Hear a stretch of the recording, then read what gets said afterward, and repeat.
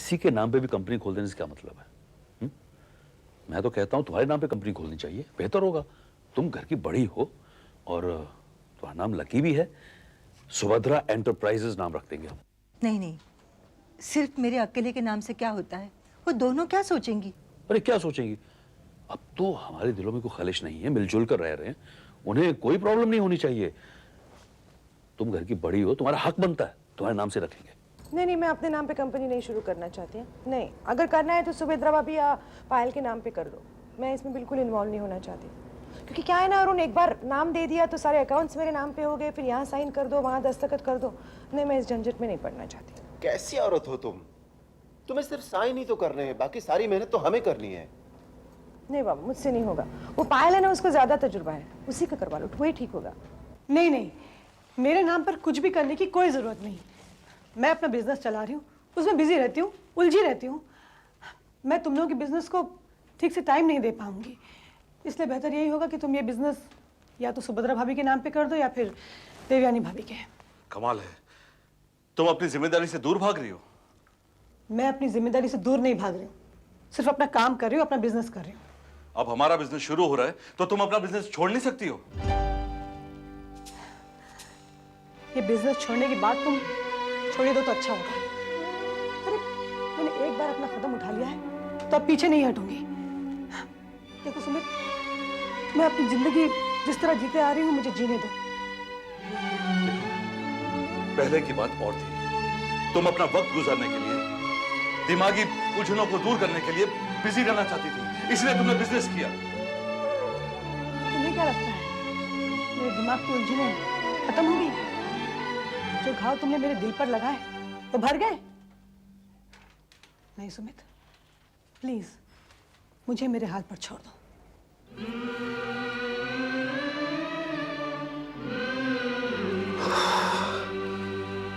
अजीब औरत है, इसे कैसे समझाया जाए? ये महाराज जी ने तो हमें उलझन में डाल दिया है। सब तैयारी होने के बाद, सब बातें होने के बाद मेरी तो समझ में नहीं आ रहा कि बिजनेस कैसे शुरू किया जाए, किसके नाम पे शुरू किया जाए। मैंने पायल से बात की, उसने तो साफ साफ मना कर दिया कि बिजनेस मेरे नाम से नहीं खुलना चाहिए। ये तो हम दुविधा में फंस गए भाई। देवयानी भी ना कहती है कि मैं तो घर गृहस्थी के कामों में उलझी रहा हूँ, यही बात है मेरे लिए। और ना सुभद्रा इस साथ में, वो कह रही है कि मुझे तो इस झंझटों से दूर ही रखो। और देवयानी कहती है कि कंपनी भाभी और पायल के नाम पर खोलो। कमाल की बात है, पायल ये कह रही है कि मैं अपने बिजनेस में उलझी हूं, दोनों भाभियां हैं, किसी के नाम पे भी बिजनेस खोल दूं। ताज्जुब की बात है। मुझे तो ये सोच के हंसी आ रही है, कहां तो इन तीनों में ऐसा झगड़ा था कि छोटी छोटी बातों पे झगड़ पड़ती थी, और अब ऐसी एकता हो गई है कि कोई भी कंपनी की जिम्मेदारी लेने को तैयार ही नहीं। तो भैया अब क्या किया जाए? कंपनी किसी के नाम पे तो खोलनी पड़ेगी ना। क्यों ना हम तीनों बहुओं के नाम पर कंपनी खोल दें? ये बात तो सही है, लेकिन तीनों के नाम पे कंपनी खोले, फिर तीनों के नाम पे अकाउंट खोलें, फिर बार बार उन तीनों साइन लेने पड़ेंगे। इस तरह तो घर गृहस्थी छोड़कर वो तीनों बिजनेस में उलझी रहेंगी। इसलिए सुमित, तुम पायल से कहो। नहीं भैया, मैं पहले भी कह चुका हूं कि पायल किसी भी तरह बिजनेस अपने नाम पर करने के लिए तैयार ही नहीं है। तो ठीक है, ये फैसला हम बाबूजी और दादी माँ पे छोड़ते हैं, जो वो कहेंगे उस पर हम अमल करेंगे, ठीक है? मुझे ताज्जुब इस बात का हो रहा है कि कहां तो हमारे पास बिजनेस के लिए पैसे नहीं थे, अब जब सारी सहूलियतें मिल रही हैं तो कंपनी के नाम के लिए अड़ बैठे हो। अरे किसी भी बहू के नाम पे कर दो, इसमें सोचने की क्या बात है? वही तो मैं कह रहा हूँ कि हम किसी नतीजे पर ही नहीं पहुंच पा रहे हैं। देवयानी को तो घर गृहस्थी के कामों में ज्यादा इंटरेस्ट है। पायल तो पहले से कहती है कि वो अपने बिजनेस में बिजी है, वो हमारे बिजनेस में इन्वॉल्व नहीं होगी। मुझे भी मेरे नाम पे नहीं रखना है। अगर तीनों इनकार करेंगी तो काम कैसे चलेगा? कुछ ना कुछ तो करना ही पड़ेगा। यही फैसला करने के लिए तो हम आपके पास आए हैं। ऐसे फैसला तो नहीं होगा, मिलजुल कर करना होगा। सुभद्रा, तुम्हें क्या एतराज है? जब ये दोनों हैं तो मैं इस झंझट में क्यों पड़ूं? अच्छा, ये झंझट है। अब तेरे नाम पे बिजनेस हो रहा है तो तुझे एतराज क्यों है? कुछ दिन पहले तो तेरा मेरा करके झगड़ रही थी। उस वक्त हम सब मतलबी हो गए थे, अब बात कुछ और है। मुझे तो इस घर की रीत समझ में नहीं आती। लड़ते हैं तो एक दूसरे के दुश्मन बन जाते हैं। और जब एक हो जाते हैं तो एक दूसरे के लिए ऐसी कुर्बानियां देने लगते हैं कि बनी बनाई बात बिगड़ जाती है। ऐसे तो काम नहीं चलेगा, कुछ तो हल निकालना ही पड़ेगा। भाभी अगर आपके नाम पे बिजनेस होगा तो आपको एतराज क्या है? आपको तो सिर्फ साइन ही तो करना है, घर का सब कुछ मैं देख लूंगी ना। तुम क्यों इनकार कर रही हो? तुम मुझसे ज्यादा समझदार हो, पढ़ी लिखी हो, तुम मदद कर सकती हो। अरे बाबा मैं नहीं, मैं नहीं। मुझे तो सिमरन को भी संभालना पड़ता है, आरती को भी संभालना पड़ता है। क्यों? मेरे 2 बच्चे नहीं हैं, मुझे भी तो उनकी देखभाल करनी पड़ती है। और फिर मैं क्या इस उम्र में बिजनेस करूंगी? लेकिन किसी को तो स्टेप लेना ही पड़ेगा ना। अगर आप नहीं चाहती है तो पायल करेगी। हाँ, पायल क्यों नहीं कर सकती?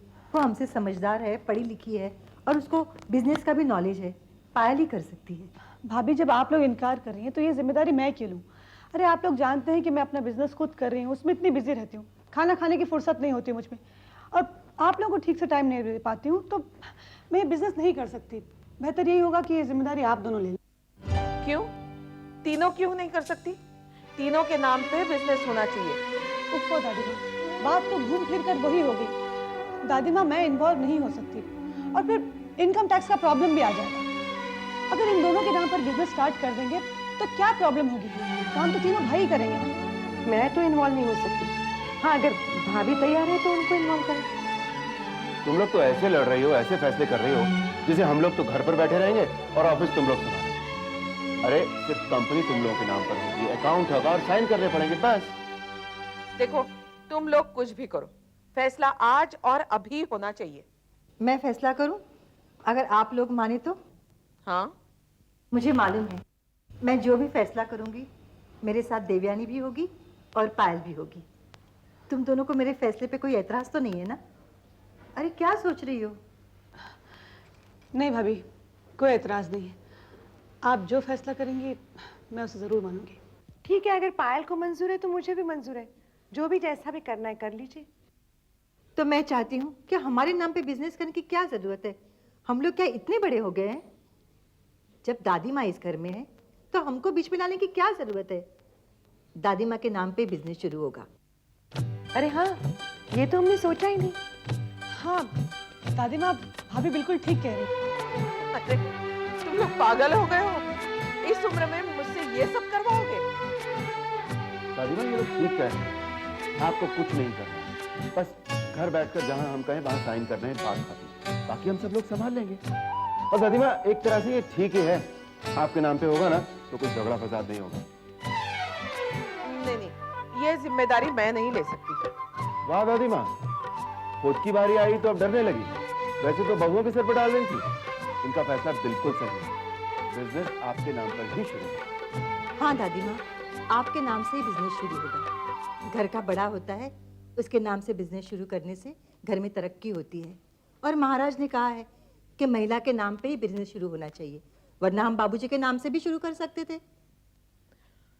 ठीक है, अगर तुम सब लोगों की यही इच्छा है तो यही सही। पर समझ लेना, मैं बीमार रहती हूँ, कुछ ऊपर नीचे हो गया तो बाद में मत कहना। आप फिक्र न करें दादी माँ, हम हैं ना, हम सब संभाल लेंगे। कल ही गायत्री एंटरप्राइजेस के नाम से कंपनी रजिस्टर करवा लेते हैं। मार्केट में लोगों को यह तो पता चले कि यह कंपनी विशंबरनाथ दीवान की है, ताकि लोगों को यह लगे कि दीवान परिवार फिर बिजनेस में कूद पड़े हैं। पाटिल, पता चला है कि सेठ विश्वंभरनाथ फिर से मार्केट में आ रहा है। तुम्हें क्या लगता है, जम पाएगा? वैसे तो बहुत मुश्किल है पूरी साहब, लेकिन कुछ भी हो सकता है। पाटिल, ये जरूरी नहीं है कि हर निशानेबाज का तीर हमेशा निशाने पर लगे। डूबती हुई कश्ती किनारे पर नहीं लगती। विश्वंभरनाथ एक डूबती हुई कश्ती है, इसे मैंने हराया था, और हरा हुआ आदमी कभी कुछ नहीं कर सकता। आप बिल्कुल बरोबर बोल रहे हैं सर। हालांकि वो हार गया था। अगर हमने उसे बेईमानी से नहीं हराया होता तो आज वो आसमान की बुलंदियों को छू रहा होता। मेरे को एक बात का पता चला है पूरी साहब, कि वो लोग बहुत तगड़ा बोले तो जबरदस्त, जबरदस्त फाइनेंस लेकर मार्केट में उतरा है। और जिसके पास फाइनेंस का बैकिंग हो वो कभी नहीं हार सकता। और वो लोग सिर्फ फाइनेंस के लिए ही पीछे रह गए। अगर उनके पास आज फाइनेंस तगड़ा होता तो वो आज मार्केट में अपना मकाम बना चुके होते।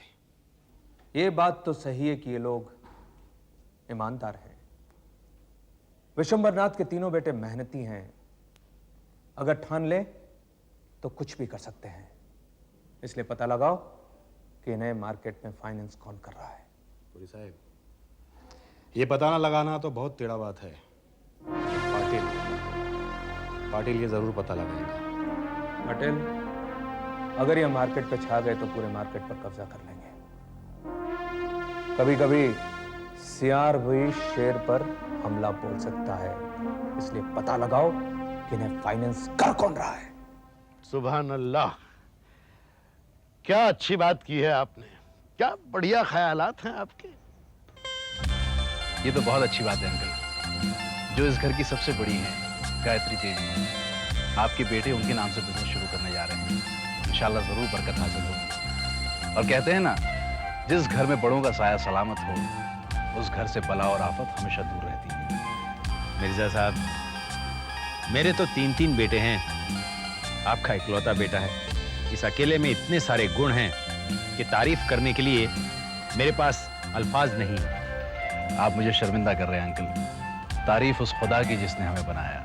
और अगर मेरी तारीफ का सहरा किसी के सर जाता है तो मेरे अम्मी और अब्बू हैं। ये इन्हीं की तरबियत और परवरिश का नतीजा है जो मैं आज इस काबिल बन पाया। तुम सही कहते हो। माँ बाप अपने औलाद को जिस रंग में रंगते हैं, औलाद पर वही रंग चढ़ता है।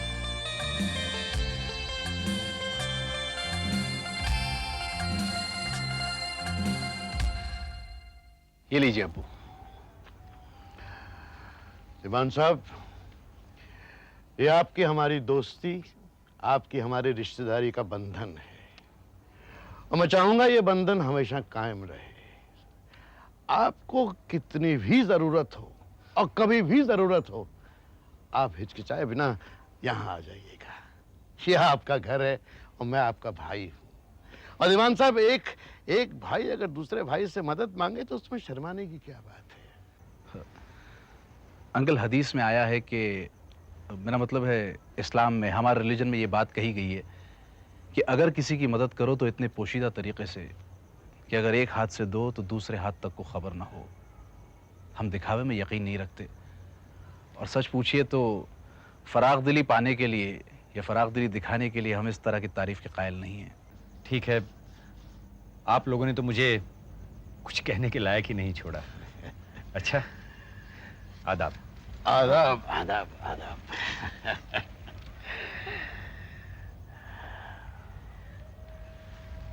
बेटे,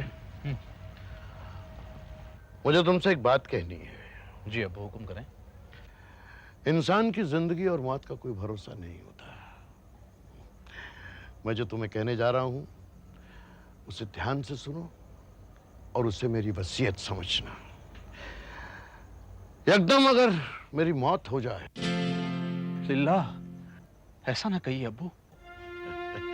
बेटे, मैं तजुर्बे से बात कर रहा हूं। मौत का मजा हर इंसान को चखना पड़ता है। आज मैं नहीं, कल वो नहीं, कल वो नहीं। हर चीज फानी है बेटे, और अगर ये तय है तो फिर मौत से डरना कैसा। मौत बरहक है बेटे। सुनो, अगर कल अचानक मेरी आंखें बंद हो जाएं और मैं मर जाऊं तो जिंदगी में कभी ये मत सोचना कि तुमने इन्हें कर्ज दिया है। अगर ये लौटा सकेंगे तो लौटा देंगे, और नहीं लौटा पाए तो कोई बात नहीं। कैसी बातें कर रहे हैं अब्बू? आप ही बताइए।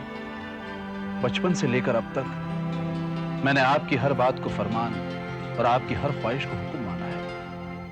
ये आप ही की तरबियत है जिसे मैंने अपनी जिंदगी का रहनुमा समझा है।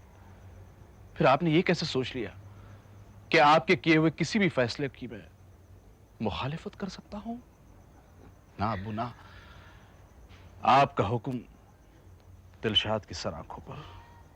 शाबाश, शाबाश बेटे, मुझे मुझे अपनी औलाद पर फख्र है। क्या बात है रोहित, इस घर में इतना खुशी का माहौल कैसे बना हुआ है? आप कभी घर पे रहेंगे तो पता चलेगा ना। जब आपका मूड आता है आप चले जाते हो, जब मूड आता है आप चले आते हो। अरे घर पे रहोगे तो पता चलेगा कि ये खुशी का माहौल क्यों है। देखो रोहित, एक तो मैं इनके रहमो करम पे यहाँ पर रहता हूँ, सुबह का नाश्ता यहाँ पर करूँ, खाना यहाँ पर खाऊं, फिर पड़ा भी रहूं। मुझे किसी भी बोझ बनना अच्छा नहीं लगता है, इसीलिए मैं किसी नौकरी की तलाश में निकल जाता हूँ। आपके कहने का मतलब क्या है? कहीं आप मुझे ताना तो नहीं दे रहे? नहीं नहीं, मैं तुम्हें ताना क्यों दूंगा मैं? देखो रोहित, तुम तो इस घर के बेटे के बराबर हो, तुम गैर थोड़ी हो। तुम यहाँ पर खाओ पियो पड़े रहो, तुम इन्हें बोझ कभी नहीं लगोगे। लेकिन मैं तो बाहर वाला हूं, गैर हूं। लेकिन अगर मैं नौकरी नहीं ढूंढूंगा तो मैं इन्हें बोझ जरूर लगूंगा। रोहित, तुमने मेरी बात का जवाब नहीं दिया। मैंने पूछा था कि इस घर में खुशी का माहौल क्यों बना हुआ है? इस घर का जो बिजनेस बंद हो गया था वो दोबारा शुरू हो रहा है।